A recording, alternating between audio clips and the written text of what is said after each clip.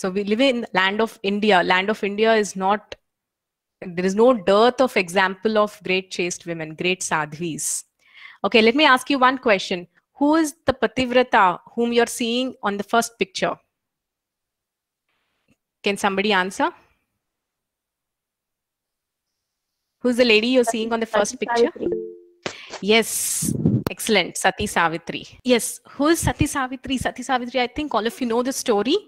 The story is of, I'll not get into the details, but she, with her, the power of her chastity, she could command even the god of death and bring her dead husband back to life. That was the power of her chastity. And Sati Anasuya, she was such a great chaste lady that she could make Brahma, Vishnu, Maheshwara into small children. You know, the story again is a big story. It comes in Ramayana.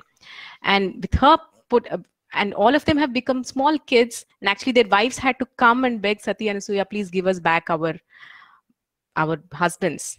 Many other examples. You know, our scriptures are full of examples of Pativratas. And the kind of power they have because of their chastity, it's immeasurable.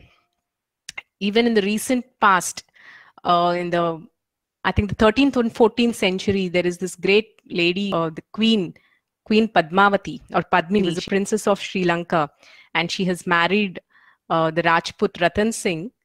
They were this Alauddin Khilji who has invaded India and captured the Chittorgarh fort, and by then the Rajput Ranaji has already left his body. So all these, the queen along with all the maids, they have performed mass immolation, that's, or self-immolation. It was called Jauhar. There's a very famous story in the history that shows how the chastity of the women, especially in India, they're so dedicated to their husbands. It's just not a thing of the past. Even right now, if we look into our own families, our own relative circle, we find many such examples. You know, let's see in the Varalakshmi Rath that is performed. You see women, so diligently they perform these rathas, and they touch the feet of their husband and they take their blessings. I remember actually in my own aunt, I come from West Godavari, and for us Sankranti is a very special festival. For every Sankranti, I used to go to my aunt's place, and when I was a kid, and we all used to go and watch movies. But my aunt she never used to come with us because her husband used to work in a different city. My uncle used to work in a different city. So she never used to come with us to movies. I used to think maybe she was not fond of movies. But later I got to know, yes, she had a taste for movies and movie songs too.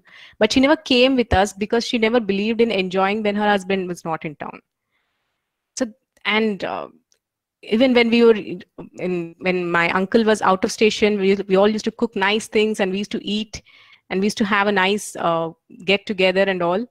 But my aunt, she always used to remember with gratitude, see, you know, your uncle is out of station and he's working hard, earning for us, and we are enjoying all the fruits. We have to be grateful to him. So she always carried this grateful heart.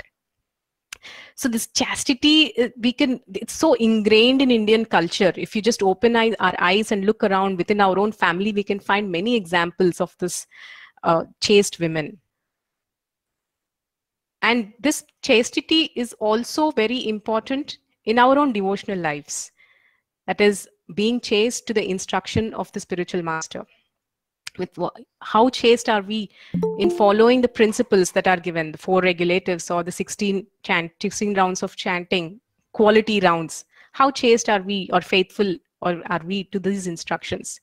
See, it's the same we, it's the same person that's me in the house dealing with my family, and it's the same person me in the devotional life. There is no separate identity. It's the same me. If I'm having those qualities at home, I have the same qualities in my devotional life too. So these qualities should be inculcated either by practice, by being inspired by great personalities, by looking around and trying to find those positive examples. So first characteristic is sadhvi.